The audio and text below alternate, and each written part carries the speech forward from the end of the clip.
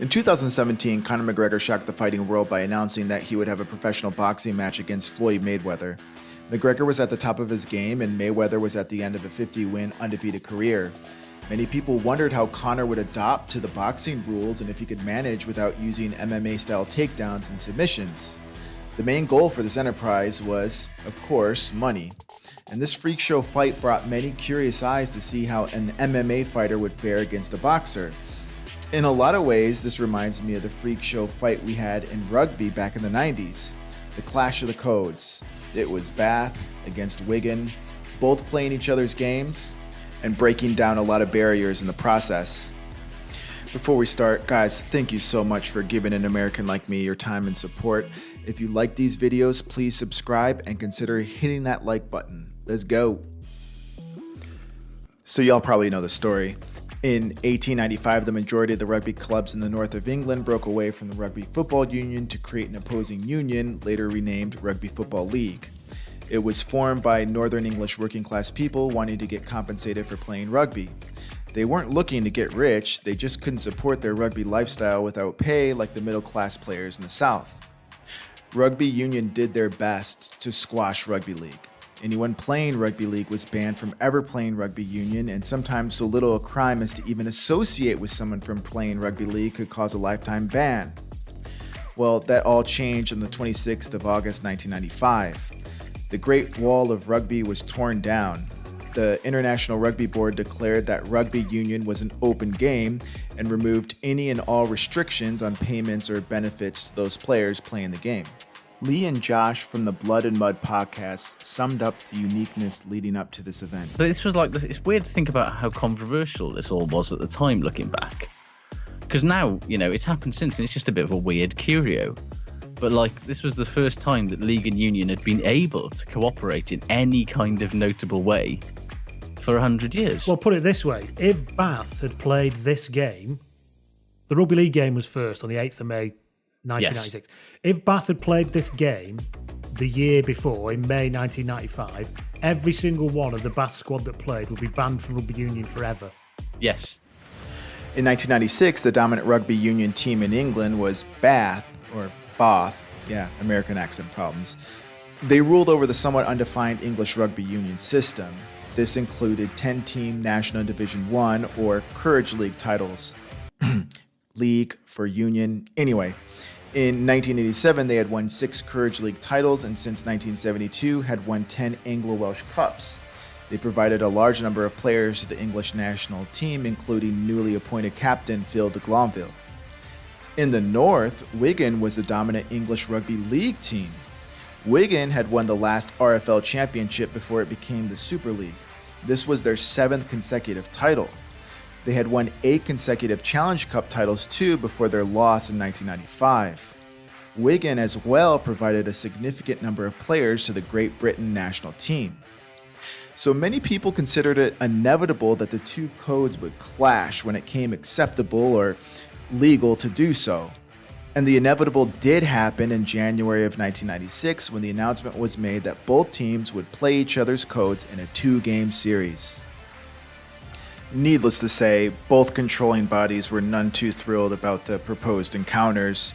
It almost, I think the governing bodies, the clubs and the players were perhaps really keen to get this on. The governing bodies weren't as keen, and I think there was some point that the RFU originally weren't going to allow Twickenham to be used for the match because it was being reseeded, but then relented after I think Cardiff Arms Park offered to host the game.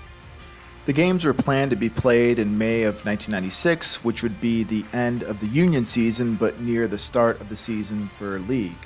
Remember that English Rugby League recently switched to the Super League model, which changed it from a winter to a summer sport.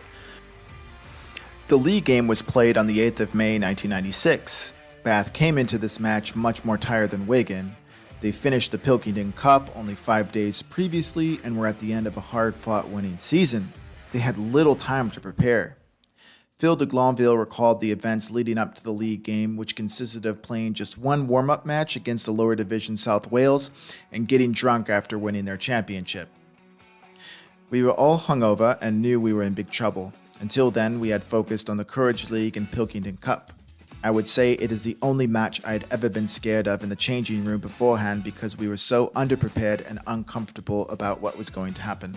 It wasn't the best preparation, playing a game that you'd never played before, and we had very little preparation for playing rugby league. We'd had a couple of sessions really with Clive Griffiths, and I think he was pulling whatever hair he had left on his head at the time. He was pulling out because we just weren't. When you've got a cup final on that Saturday, you ain't bothered about what's going on the next week. You're bothered about the cup final on Saturday. So we had pretty much zero prep really of any significance going into that game at Main Road. On the other side, Wigan had much more time to get ready. They did advance to the Challenge Cup final for the first time in 10 years, which gave them an extra week without a game. The day after Bath's Pilkington Cup final, they played Paris Saint-Germain at home and crushed them 76-8. If you're interested in Paris Saint-Germain, I made a video about it, so check that out if you haven't already. Bath's troubles started as soon as the first whistle blew. John Collard failed to make the starting kick go 10 meters and a penalty was called. 3 minutes later, Martin Offiah scored a try for Wigan, which would be 1 of 6 for the night. Yeah, 1 of 6 for Martin Offiah, not the entire Wigan team. Yeah, Martin Offiah totally wrecked this Bath team in general. The game was so foreign to Bath that it took them 15 minutes before they could get through a set of 6 tackles without an error. Wigan treated this game like they did any other opponent, blitzing them in the opening minutes and then reducing the game to a mismatch, as reporter Dave Hatfield pointed out. In all, Henry Paul, Jason Robinson, Terry O'Connor, Andy Johnson, Craig Murdoch, and Scott Quintrell all scored tries for Wigan in the first half, which ended 52-0. In order to keep up with Wigan's athleticism, Bath had asked for unlimited substitutions instead of the 10 total substitutions that were then allowed at the game. Bath did better in the second half, however, when Collar got a converted try. After this, however, Wigan put on even more pressure and scored an additional 6 tries. This is even after Wigan made 2 substitutions without replacing the players on the field. So that is, the player came off the field, but no new player came back on. So essentially, they ended the game with only 11 men on the field. Wigan were just too fast, too polished to be stopped by Bath. The league and union games were held 2.5 weeks apart. During that time, Wigan faced off against other English teams in the Middlesex Sevens tournament at Twickenham. This was obviously much different than the standard 15-a-side rugby union, as there was less of a focus on scrums and lineouts, and Wigan could use their fast-paced rugby league offense to their advantage. They came in as tournament favorites with bookies, even though they were not a rugby union team. The entire tournament was completed on one day on May 13th, 1996. Wigan started off a little bit rough with the first team, Richmond, and then just blew past them to win 48-5. They took on Harlequins to a very close game that finished 36-24. They then blew past Leicester in the semifinals 35-12. In the final, the Wasps scored 2 unanswered tries to start the game. The Wasps were eventually successful in holding off Wigan for the rest of the game. Actually, you know I'm kidding, right? Wigan blasted past Wasp defense a la rugby league, scoring ridiculous coast-to-coast tries to win the final game 38-15. You just couldn't stop these guys. I mean, their playing style was sloppy and they made a bunch of errors, but in the end, they were just too physically fit and had the benefit of 100 years of professionalism on their side. Going into the union match, some people thought that Wigan would be equally dominant in the 15-a-side game, while others thought that Bath would have full control of the game. And with us, Mike Stevenson and Stuart Barnes. Steve-O, first of all, it's time to put your money where your mouth is. What's going to happen? No problem. I think that Wigan, their professionalism will take them through. It won't be a shock for me to see them win. Well, I've had a spread bet buying Bath at 23 points to win, so if Wigan are to win this one, all donations will be gratefully received. And I also have had a fiver bet with this match. It has to be Bath. Seriously, Mike, I mean, we haven't actually asked you what you think the margin of victory might be. I think it'll be very close. I think it could come down to about 3 or 4 points. Well, the man has been taking some sort of mushrooms up in the north of England. There's no doubt at all. Bath are going to win this one by 30 points. They're going to be too strong up front. And we went training with Oracle. Oral Rugby Union, who had close connections with Wigan at the time. So they were showing us how to scrummage, they were showing us what to do in line-outs, and that's all good and well. And we were doing it and we were training against them. Then we started getting competitive. When we kept the ball away from Oral, we were doing all right, but as soon as we got into rucks and mauls and that, they were beating us. As soon as we got into a scrum against them, we couldn't compete with them. Bath kicked this game off as well, but instead of kicking out of bounds, they kicked skillfully and recycled the ball. They utilized the aspects of Union to their advantage.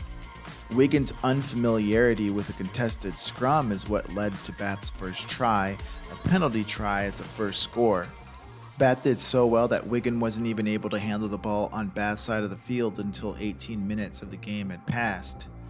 Bath continued rucking, mauling, scrumming their way to a 25-0 lead at halftime. Media commentator and dual-code international player Jonathan Davies made the observation that Wigan were constantly infringing rules that they didn't even know existed. As the second half carried on, Bath began to get tired and Wigan's athleticism began to show. Craig Murdoch scored a pair of coast-to-coast tries, while Vaiga Tugimala scored a third try before Bath scored a final seventh pushover try. For the second half, Wigan scored the same amount of points that Bath did, and it was evident that Wigan were more athletically fit and used that to their benefit as the game progressed. It must be noted, though, that Bath didn't put their best foot forward when it came to scrums. Somebody could have got seriously hurt if we'd have absolutely gone for it. Terry said his back was in bits for 2 weeks after it, but if they'd have absolutely gone for it, then the last thing anybody wanted was for somebody to be stretched off a pitch with a serious injury, because it's such a technical thing, the scrum, particularly the scrum, and obviously the line out as well, but you're more likely to get injured in the scrum than anything else. So the clash of the codes was done more for economic purposes than just for pure growth of the game. In 2003, there was a match between the Sale Sharks and St. Helens, with Union rules being played in the first half and League rules being played in the second half. But there hasn't been a cross-code game since then. So what if this game happened today? It's clear that Union would do a lot better than they did in 1996. Union has had over 2 decades to benefit from a professional model. And there's still a lot of bad blood between both of these sports, but as an American, I can kind of claim ignorance and just enjoy them for what they really are. Above all, one thing is clear. Whether it's rugby union or rugby league, it's a lot better than soccer. Thank you guys for watching. I hope you liked it. Leave a like, subscribe, and I'll see you on the next one. Later.